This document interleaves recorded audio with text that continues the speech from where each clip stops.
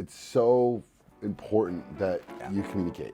Yeah. And if you can't, and you got to be willing to receive communication. Yeah. The most important thing is starting and getting the next step forward. Yeah. You can have the goals out there, and we can write them down, but to constantly only talk about the goals in the future, like the end goals, you're not going to get anywhere. You have to start with the start goals.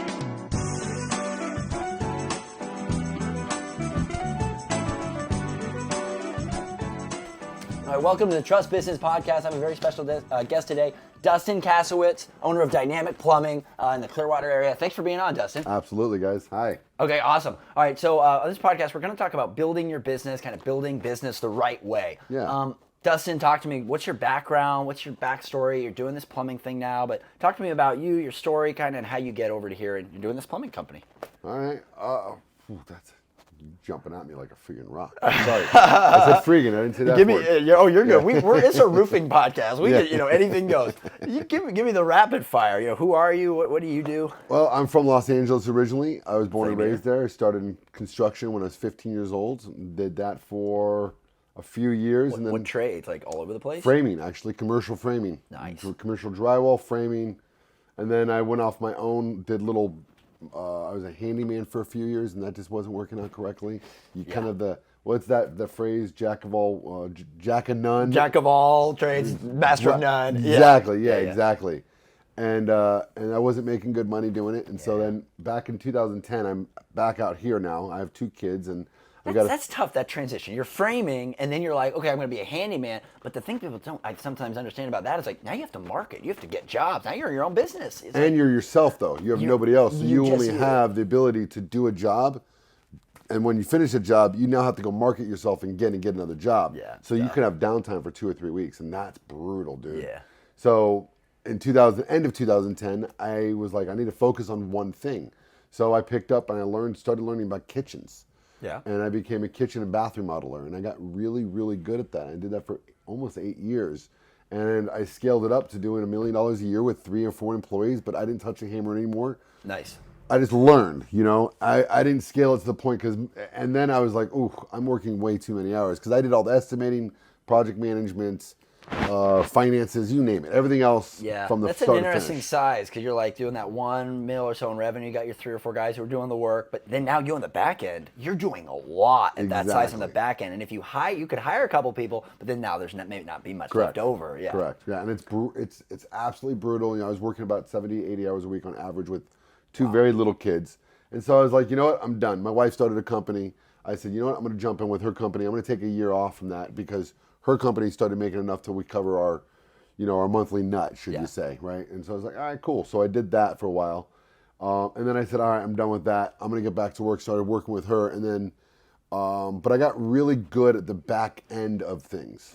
So I decided to go, you know what trade? Oh, one thing about kitchens and bath, they're amazing. I love them. I still design for people on the side, and I supply cabinets for people on the side because I enjoy it. Yeah. But you're in that place for a month or 2 months, depending on what you're doing. You know what I mean? In that home. In that home, right? And that's overwhelming for them, overwhelming for you. You are dealing with people's solid homes, and man, they can get pissed at you real easy. So you got to deal with them on a lot of different levels, and I love doing it. Yeah, you're on the inside. I get to be on the outside. That's hard enough, but you're up in there. You're in there, and you're constantly dealing with the design structure of things. So it's a lot more emotional, should you say? You know what I mean? And so, but I loved it. And don't get me wrong, 99% of my customers were phenomenal. I still get calls from some of them sometimes, which is great. But so then I was like, all right, I'm done with that. I moved on, and I started working with my wife. Moved on from that. We have a little soap company, which is cool, right? Yeah. And then I was about a year ago. I think it was around this time last year, I said, you know what? I need to get into another trade. I want to get into another business. And I looked at it and I said, I've always wanted to do plumbing. Yeah. I know plumbing from kitchens and baths. That's what I was going to say. You already got to know like a lot of the basics. Absolutely. I've done valves. I've done sinks. I've done all of it like crazy. I've done drain lines. I've run a 100-foot drain line. I don't know if it was legal to do it, but I did it anyways. I feel Sometimes you kind of just cope and organize, right? Yeah. So that was back a long time ago. And so I have a lot of diversity in plumbing, but I'm not an expert personally. Yeah. But I got pretty expert in terms of back. So I called my brother-in-law up. He lived in Austin. I was like, hey, you know that you're kind of into positions and you were a plumber for 30 years. Why why don't I get you out here? We'll get you licensed and we'll get you running. We'll start a whole business. Right. And so we did. So we started Dynamic Plumbing Plus. And we have a plumbing company. We got 2 vans. We got 4 employees already. Yeah. Nice. We're working, but I'm handling all the back end. So I handle the administration, the marketing. I even handle a lot of the estimating right now because I need to keep Marty, my business partner, on production. Yeah. And so he runs production with that, and he's doing a great job. We have. So he's kind of the front end. He's doing the work, everything, and you're on the back end. Exactly. And sometimes I go and check out jobs so I can get some reality on certain things, so I can help estimate it correctly. Because we don't want to overestimate, but we're also not the cheapest out there either. Yeah. We've got a lot. Our nut is huge already. The minute we started our company, we were already $15,000 a month just out the door like that with everything. Wow. Not even including payroll.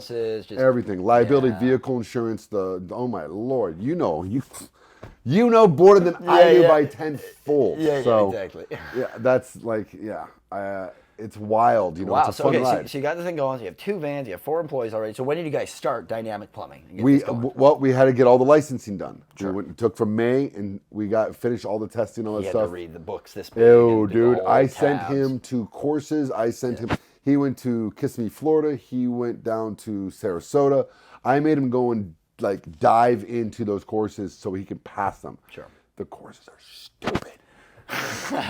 Well, the problem, here's the problem. I did the roofing test, and I had to study a lot in order to get it. Of course. But what I did is I got an online thing, whatever. I rented the books, and then I took the online course. And the online course tells you, oh, good, open to this page, read it, put a tab. But That's right. Okay, good. So by the end of it, man, and here's the thing. I'm a pretty quick guy. I mean, I'm not the smartest guy, but I'm relatively, I could do that kind of thing. So you're just going through tabs. Oh, yeah, you're just learning how to index, which is fine. Exactly. Did I learn anything about roofing? No. Did I learn anything about business?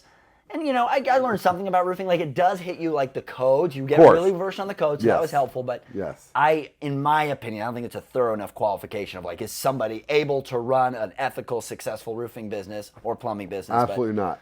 Anyway, we're not running for office here, so for now, that's just fine. That's the standard. Exactly. It's actually harder here to get a license than any other state. That's correct. Though. And plumbing is one of the hardest licenses to get. Sure. And Marty had to go through the rigmarole. I didn't have the other qualifications, the background qualifications on that. I can get my GC license. Sure. But that's a totally different license. Doesn't mean I can still do plumbing. You know what I mean? So he got that, he passed, and then we had to submit all the forms, which takes a few weeks, right? We got that submitted, and we had to wait, 3-4 weeks before we can actually get the license number. Every day, I apologize my French. Yeah. I went online to see if we got approved. We got approved. And then boom, September 30th, I go, holy shit, there's our license. This last year. There's our license number. That's awesome, man. So we officially started on October 1st. And now you're in business. Okay. And now we're in business. So we couldn't go legally. Handyman, little cleaning pipes here and there. You can do all that stuff legally. Right. October 1st, we were legit. I had all the insurances in place. I had our first van already purchased. We were going. Actually, no, we had to wait for about a week after that to van, but we can actually start going out and doing things. And the first week we did, he was busy. He was busy. How did you market advertise that first just to start off? Facebook, dude. I've been here for 18 years in Clearwater. So I just know a lot of people, and I literally was like, hey, I got a plumbing company, or hey, I have a plumbing company starting. Right. I have a plumbing, and just boom, boom, boom. Gotcha. And so that just kind of snowballed, and I just got an influx of people. I'm getting ready to hire my 3rd tech. Nice. Right? And so I'm probably the first week of April, we'll have the third tech coming on board. I'm doing all that interviewing and so forth. But I like that. The one thing we're doing is that on our company, which we're doing we're doing the full background check and drug test, and they have to submit to drug tests randomly because we're dealing with people's homes of water. Yeah. And if someone's high or drunk or intoxicated in any way, that is dangerous for them, the environment, and us. And I'm like, no. Yeah. So I don't want to grow. There's a couple plumbing companies out here that grew so fast. Yeah. But I'm getting horror stories from other contractors. One of them, very specifically, he's a very close friend of mine. He's like, hey, I need you to put in this, sorry, I'm not the technical person. So Yeah. one of these items, right? Yeah. And I was like, all right, we can do that. And I'm doing it for him at the material cost, not even labor, because he's also giving me a lot of jobs. And I said, if you can get the money back from the other plumber, if you have to take him to court, however, then you'll pay me my fee. My full rate, yeah. You know what I mean? And then we'll go from there. But if not, you've helped me, You're and I'm doing helping a lot you. of jobs for him, too. Exactly. So he's earned my support. But what happened with him? The guy just did bad product, just didn't do it right. Screwed up product, didn't show up, no answers now, just the whole 9 yards. And he's used him for 2 years, which makes no sense. But he has so many druggies that have worked for him, people on job sites smoking weed, doing whatever kind of things. You're just kind of, what the heck? That's interesting to me because, like, okay, say they have the problem tech does a bad job, right? But then the thing that I don't understand is like here's the GC you work with for 2 years, and then the no answer, no accountability. That's the thing that I don't understand because crimes. I'm not perfect, right? I have crap happen, I have things happen, but I'm always there. I'm always a phone call away, and I'm always going to try to do the best by you, the customer. I mean, I'm going to try to understand where I went wrong, take responsibility, see what we can do. But I never understand that, and that's interesting. It's still very prevalent in the trades and plumbing and roofing and electrical. It's criminality. It's Yeah. literally they've committed crimes against that other individual. They're afraid to. Take it responsibility. Yeah, Wow. exactly, and they don't know. The crimes are sometimes too great for their eyes. Yeah. Even though they're probably not even willing. I have another contractor. I'm not going to give any names. Yeah, and yeah. he's probably one of the best contractors in a very specific trade that he does. Mm-hmm. He's amazing, and he is on the ball. He sucks with communication, and he sucks with invoicing. Like, I've never seen someone as bad as him. And I literally call him up and I go, "You're literally a piece of where's my invoice? I want to pay you." Like, because I want it out of my universe, right? So I want to give him the money. Right. So, what did he do? Well, I have a rule. Here's my rule. If the client ever has to ask or say what to do next, it means we screwed up. Right. If the client ever goes in the dark, if the client ever says, "Hey, what's next?" that means we screwed up. Now, we screw up sometimes, right? But we just acknowledge it. Hey, we got to keep that going for the client. Otherwise, we're making a mistake. Exactly. Well, with him, so one time he's at a job site that we're at, right? Yeah. And we're talking about something. It's not even the job that he's on. It's a different job. This is years ago. And so I go, "Oh, wait, there's a customer who's been trying to get a hold of him. That customer has not been able to get a hold of him for 3 weeks, and she's yelling at me now." So I pick up the phone. I call her. I go, "Hey, I got a surprise for you." He didn't even know I called her. Yeah. I grabbed him and I said, "Hey, answer this phone call, kid." He goes on the phone. Yeah. 5 minutes later, he goes, yeah, we're all good now. Yeah. I was like, "See, she's not mad at you anymore." Communication, man. It's so simple. It's a universal solvent. literally- I have a rule. This is one of my basic rules and one of my things to succeed in business. When that phone rings, I just slide right, man. It's a telemarketer. Oh, okay, good. I'm done with you. Whatever it is, but man, I'm just, I save the number. Okay, it's a bad number, but if it's ringing, I answer it. If I'm busy, I'll send them a text. Hey, text me if it's important. What's going on? But just keeping quick and in communication with the universe around you. If someone wants to talk to me, I want to talk to them. It's so important that you communicate. Yeah. And if you can't, and you got to be willing to receive communication. Yeah. Most communication that is coming at you that's angry is because you lack of communication or you're not understanding, right? Yep. So if you just go, "Hey, I'm sorry, well, let me see how I can fix this out," it usually resolves really easy. Like, most people think, "Oh, they're gonna hate me, and so I'm just gonna disconnect from them," and you're like, "Wait, hold on." So in our plumbing company, that's another thing. We always answer the phone. If we don't answer the phone right away, we will. And I'm the back end, and I own this much more of the company. Yeah. So I'm the buck stops here guy. Sure. So, and my business partner knows this. If he's not answering the phone call and that customer calls me or one of my GCs calls me and he's not doing it, I will rain down a fury on him because I am not cool with that. Working with you, I would pick up the phone. I don't want was you like, raining "No fury way, on me." dude. We do not do that. I don't care what's going on. If you have to say, "Hey, I'm in right now. Let me call you back in 15 minutes." Just you are be doing in plumbing. communication with the guy. I like what you're talking about, though, because you're setting the standard really high to start off. Absolutely. And that's where you're at. And I like that, because something that I've ran into even recently was, like, I looked at some things that were going on, and, like, it wasn't anything bad, but it's like, I'm like you. I have a very high standard. I looked around, and I was like, bro, I'm not okay with how that is going on. I don't like the way that you're, like, dealing with community. And then I had to, it's harder to jump in afterwards, after something slipped, and get it back there. That's right. So doing that from the start is smart.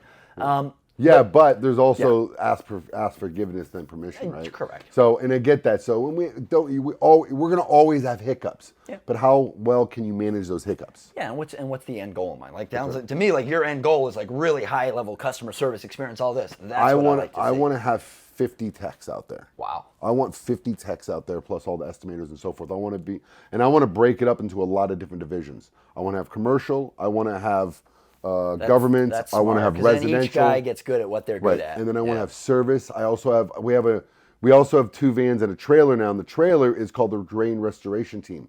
So we actually go into cast iron pipes and we clean them out with this big machine called a miller system and a jetter system, and we bring them back to the original pipe. And then another tool that's going on it, if any of those pipes are cracked, we'll be able to actually repair just a little section without removing the floor.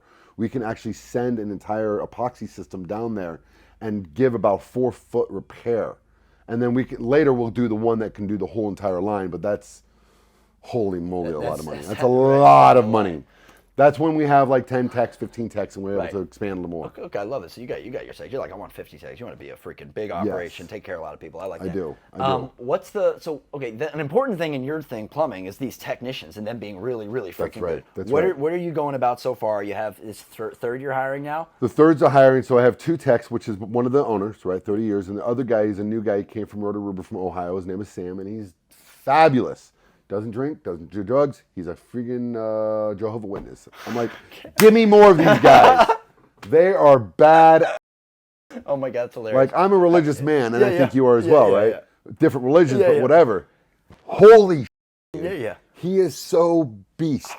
And I'm like, give me these guys, dude, all day long. I think on that too, is it's like, it doesn't even necessarily, whether it's religion or whatever it is, it's just having like a purpose and caring about people and caring about the world. You know, you could be non-religious and you could have that, but that's the thing right there. So okay, fine. It's a moral code you're setting these things. It's a moral code. That's all it is. You're setting a moral code outside of just a normal moral code of no murder and whatever. How are you? How are you making sure that these guys are like, okay, he's a good guy, that he's actually technically trained and proficient, like he says, he's doing things the right way, your way. How do you do that? Have you gone about that with your first 2 so far, and how do you plan to do that scaling going forward? That's going to be a little harder. We'll figure it out as we go. Yeah. I might have to have the HR person, who right now is me, but another person I have an office manager. Nice. Works part-time, and then I have an admin assistant, because I have my other company, so I was able to take both those terminals and bring them over part-time to my other company as well, because they needed extra work. And they need to make a little more money. And I was like, hey, I got this for you. So one of them is doing inventory and creating the inventory aspect, you know what I mean? Yep. And the other one is my office manager kind of getting all our legal requirements in. And she does the qualification, first qualification check of the people, right? So talks to them for whatever, get them on the line with me. And then I talk to them to find out who they are. Yep. And then we'll have an actual sit-down meeting with the person if we like that guy. Yeah. And then Marty, my business partner, who knows pretty much everything on the plumbing side. Plumbing side, we'll talk to him technical and get his things and see how he takes it in. And if he likes him from that point, then what we do is we'll do the background check, drug check, and then the reference history and so forth. Now some phone calls. We've already had one. We had an assistant guy kind of help us. Yeah. We had to let him go after a couple months. Not that he was new, green, never knew anything, which is fine. I don't mind hiring those kind of people. But the problem is that he constantly talked back to the guy who's 30 years veteran. Yeah. And I, after the first week, would have been like, you're fired, get the fuck out of here. Yeah. He let him stay on for 2.5 months, and I was like, you need to fire him, but it's not my call, that's your call. Right. Because it's your You're division. over that area. Yeah, that's your division, I don't have any control of that. And then finally, 2.5 months later, he goes, dude, I need to get rid of him. I said, good, let's fire him. I was like, I had no problem firing him. So we let him go, and then, he's a nice kid. Was he a Jehovah's Witness also? He wasn't. You're like, if he was, I would have kept him. I know, right? Like, nope, I'm 100%. I'm 100 for 100 right now. Yeah. Oh, the Jehovah's. But hilarious. he's a good kid, and I've known the kid for a long time. But I was like, at the end of the day, this is still business, and I'm really good friends with his parents. And I was telling his parents before I started, I said, if I have to fire him, you guys can't resent me. Yeah. Like, absolutely not. Because that has nothing to do with our friendship and so forth, because that's a production. And he was just, there's so many errors and then the back talk and the weird things. But he's a nice kid. You know what I mean? So, but. And your business partner probably had a thing of just like, seeing that he's a nice kid and seeing exactly. that. And then, and I've made this mistake so much, I make it continuously like, oh, you're so nice. Like, no, but hey, at the end of the day, look, we have a business, we have a culture, we're here to succeed, we're here to make money, we're here to help the client in front of us, we're here for everyone here to make really good money. Somebody's in the system and it doesn't mean they're bad, it means maybe they don't fit in here. Right. Maybe he'd be better at X company over there, Y company over there, right? There's a fit for him, it ain't here just the way we do things. Exactly. Maybe it's the size, who knows what it is, but just, it's better to make that decision. So. Absolutely. And with that said, we gave him chance after chance after chance. So we kind of gave that leg room, you know what I mean? And for me, it's very important that you take care of your employees. And I think you're the same way. Oh, yeah. Right? With my other company that I've had for 9 years, I give bonuses. Literally, I have 2 of my employees that are full-time. It's a very small soap company. and we have it really well managed. I mean, so tightly managed that I only need a total of another 2 or 3 other employees. Sure. And we do quite a bit in revenue a year for this company, right? But my 2 main employees full time, they get bonuses every week. And the one guy who's been with me 4 years, he's received a bonus every week for the last 3 years. Nice. Not 1 week, but it's not including holiday bonuses. Nice. And he gets vacation time, sick days, all that kind of stuff. Yeah. And then I get a lot. I'm assuming you use credit cards to purchase things. Sure. And then get the points. Sure. I'm a point. I am a point. I went to Italy on first class. Yeah. The whole 9 yards for a very lavish wedding. It was amazing. Yeah. Almost all free. Yeah. And it would have been about $20,000 out of pocket. Yeah. So, but regardless of that, Yeah. my point is I get a bunch of gift cards every few months and I hand them out to the guys as well. Right. Just as like, hey, I get the points, but why do I don't mind at the handing end of the them day, out. if you're a business owner, your people, like that's freaking everything, man. If Exactly. your people aren't happy, if they're not crushing, if they're not winning, you're not going to win. And that's something most business owners get right, but some of them get wrong. Correct. It's this idea of like, I don't know, trying to hold them down or make sure they don't. Oh no, Yeah. I'm the man. I won't micromanage either. Yeah, don't do that because those people, guess what? They're just like you. You're a business owner. You want to grow. You want to be successful. So do they. Exactly. Now here's the thing: they have to bring value to the table. Not everyone is going to be bringing enough value to make as much as everyone else. But it's like figure out that person. Okay, good. How much value are they able to bring? How can I make it so that if they also produce, they can get a bonus? How can they be incentivized like we do? Across the board, if somebody does a great job for a client, gets a great rating, a great review, we give them a $50 bonus. That gives anyone across the board the ability to kind of earn that extra income. And I'm always looking at if somebody asks me hey, how can I make more money? How can I have a raise? How can I move up in the company? I'm going to answer them honestly. I'm going to say, hey, well, look, this is where you're at. These are the things that you need to work on, the skills you would need to have to do that. Work on them and let's talk, and then I'll do a plan. Like, okay, good. I'm thinking a month and a half or this many months, or then let's talk about it. Like whatever it is. But I don't just say no. I'm like, hey, I want you to grow, but you need to do these things to bring that value to the table. Exactly. And that way you have a company and a group that's constantly everyone's wanting to grow. Everyone's wanting to get to the next spot. And you bring in a new person and take that role. So it's been something that's been really successful for me, just taking care of the people. At the end of the day, they're going to go out and take care of your freaking clients. That's right. If you're not taking care of them, they're going to take good care of your clients. That's right. Right. And absolutely. Like all of my employees, including the part-timers, and they haven't taken advantage of it because they're weirdos. But I said they're not pointing like you. No, I said you guys want a gym membership. Company's covered it for it. You know what I mean? Things like that. Like I'm like, you guys want a gym membership? So only one of my employees actually takes it. I'm like, you're killing me here, kid. I have some of my employees. I need to offer that too. You guys are getting. No, I'm kidding. Well, I am a gym junkie. I go every day at noon now, 4 days a week, and I'm a CrossFit junkie. Yeah. And I, run 10Ks and 5Ks and stuff like that. Like I did the Say No to Drugs race, my first 10K. I used to be 360 pounds. Yeah. So I've lost about 100 pounds. I gained about 15 back, so, but whatever. Yeah. My point is that, so I wanted to give that to them as well. There's little things, just, it's so important. And sometimes there's stuff that has nothing to do with even money or compensation. Like just what is the culture you're working for? What's the attitude like? What's the camaraderie like? Like, is it nice to work there? Are you doing a good product for people? What are your aims and goals? Do they know those aims and goals? Right. Are they on those along with you? Like, these things are so important because then you're showing up to somewhere you actually want to be at. Like, even for me as the owner of this freaking company, the only way that I can own and run this company is if I actually believe in what we're doing. I'm happy here. I'm happy with the people around me. Absolutely. Otherwise, I wouldn't even want to show up here. So I know that that's the case with every single employee I got. And I got to it's a lot of work to make sure. The way you're growing this, you won't have to show up probably. Oh, my God. Oh, my God. Oh, I'm always showing up. Well, I'm just kidding. I love it. But, just your values, your purposes, your people know them, and then they're on the ball with them. They're tracking. I mean, it's a lot of work sometimes, but it's worth it, man. Because when people are coming in and they're enjoying what they're doing, and it's a good team, they're getting along, they produce so much more. Absolutely. And one thing that's very important for me that I won't do, micromanage. Yeah, I agree with that. If you are going to work for me or work with me, it doesn't matter how it's being said. Yeah. If I have to constantly pinpoint every little thing, I get it in the beginning so you understand what I'm looking for.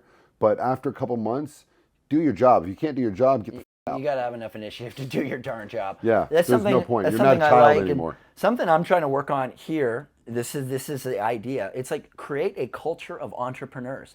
Like, yeah, I'm the entrepreneur, I'm the business owner, but what about everybody else? Sure. You're all human beings too. There's something that's special about me. Like, okay, good, I'm the one who's doing the company, but like you're the warehouse guy or the warehouse manager, or okay, good. How can you be an entrepreneur in your little area? Like, what would be the ideal roofing company warehouse? Right. What would that look like? The cleanest, the most organized, most this and that? Start thinking with that and start getting it there, because we're in startup mode. We've been doing this for 3 years, right? Like, this is still startup mode. So getting everybody, I know, looking around, you're like, wait a minute, this is it is. But it's getting other people to have that mindset, because then they're creative. And I'm like walking by Ian the other day, and he's like, I don't know, he's one of my guys that's inside sales and marketing and stuff. And he's like, I'm creating a St. Patrick's Day logo to throw on the Facebook. I'm like, I'm like, oh, you're working on the important stuff. Yeah, I give him a hard time. But then we talk about, we're like, hey, she could create a little video, and she could hide the little clover in it and tell everyone, hey, if you find it. And me and him went back and forth, and so we came up with a really good idea. Right. But like, I love that, like suggestions, letting them run wild with it. One of the mistake people make is they're, like, I don't know, they think they're being a hard ass, which, okay, there's a time and a place for that, but they're just getting on people. Man, what are you doing? Did I ask you?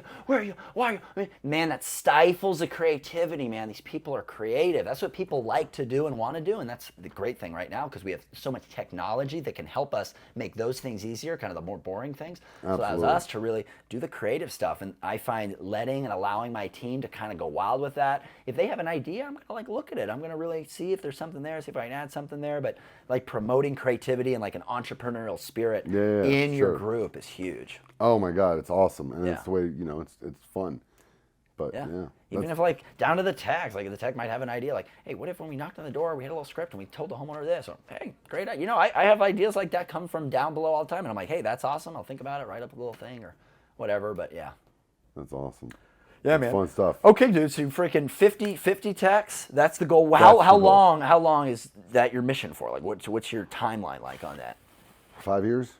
That's realistic. Yeah, I think it's realistic. I don't want to over exaggerate. My business partner, I have to bring him down to earth a little bit sometimes. Like, dude, we can do this. I said, let's start. Yeah. The most important thing is starting and getting the next step forward. Yep. You can have the goals out there. Yeah. And we can write them down, but to constantly only talk about the goals in the future, like the end goals, you're not going to get anywhere. You have to start with the start goals. You know what the hardest part right now is? Getting all these stupid marketing things under control. Once I have that under control, it'll be a little better. But I'm also being very slow about it too. Yeah. The reason why is because I only have 2 techs, because I know that I can get so many jobs, it's not even funny. I mean, out the door. Right. If you press the marketing button. If I hit the proper marketing button, I would just, but I wouldn't be able to service them, and that's not okay. Yeah. And so that's why I'm like, okay, I need to take a little bit slower in terms of that. So that's a good attitude, though. Like, that's not okay. Like, I'm not going to scale beyond the point where I'm actually delivering what I want to do. I want to deliver.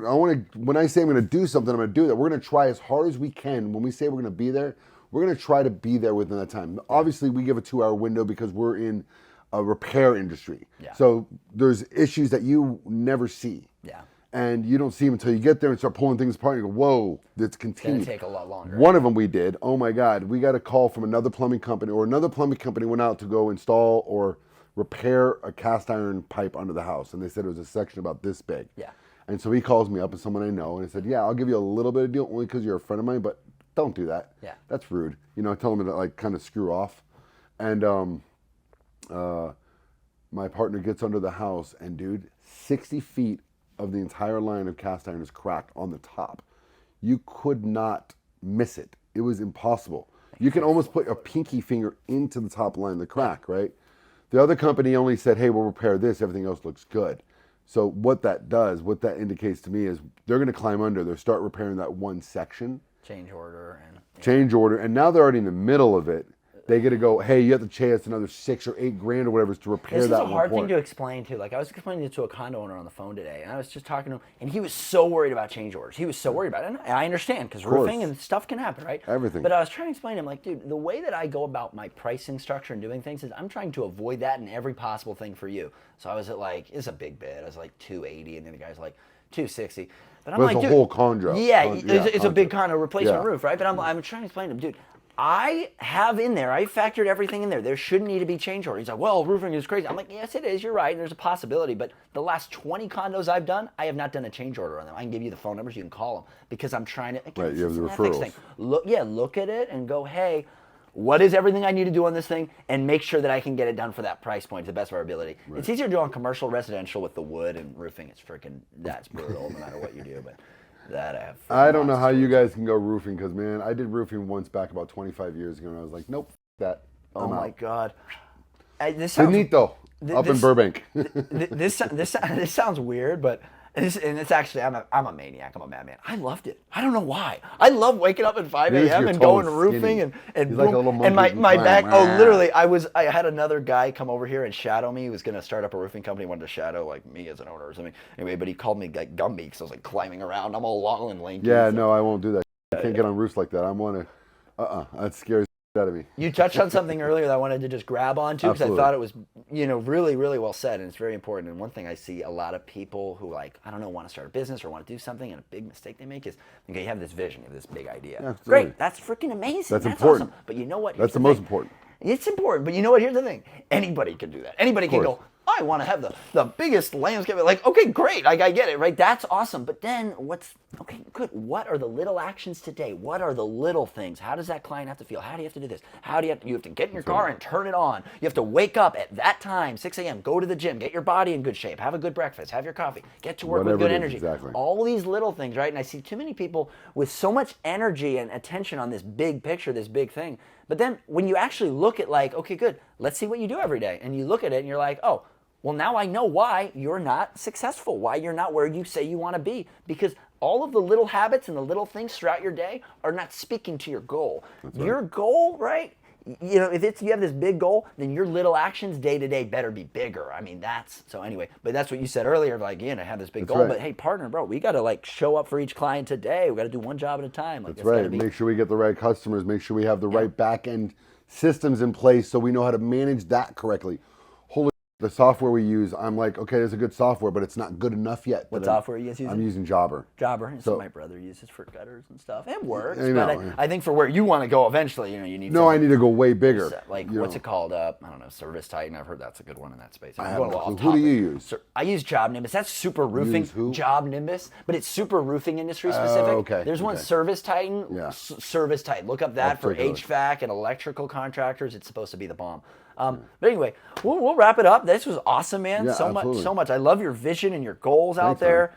Dynamic Plumbing in Clearwater. If they want to reach out to you, I guess just Dynamic Plumbing online. 727-716-7066. No. 727-616-7066. Okay. My apologies. You're good. Sorry. Bro.